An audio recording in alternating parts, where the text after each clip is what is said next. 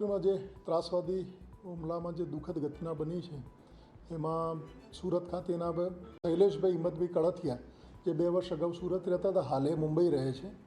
એમના પરિવાર સાથે ફરવા ગયેલ એમના ઉપર ત્રાસવાદી હુમલામાં શૈલેષભાઈનું મોત નીપજ્યું છે.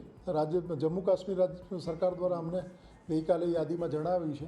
એમની ડેડ બોડી અને એમના પરિવારને લઈ આવવા માટેની તમામ વ્યવસ્થા રાજ્ય સરકારના સૂચના મુજબ રાજ્ય સરકાર દ્વારા કરવામાં આવેલી છે અને એમની ડેડ બોડી સુરત ખાતે લઈ આવવા, એમના પરિવારને લઈ આવવા માટેની તમામ વ્યવસ્થા જિલ્લા વહીવટીતંત્ર અને સ્ટેટ ઇમરજન્સી ઓપરેશન સેન્ટર દ્વારા કરવામાં આવી છે અને સુરત ખાતેની તમામ વ્યવસ્થા. કાલે જમ્મુ કાશ્મીરના પહેલગામમાં હુમલો થયો હતો. એમાં ભાવનગરના પણ 20 લોકો હતા અને એ 20માંથી એક વિનોદ ઢાભીને ઇન્જરી થઈ છે અને તેનો ઇલાજ ત્યાં ચાલુ છે.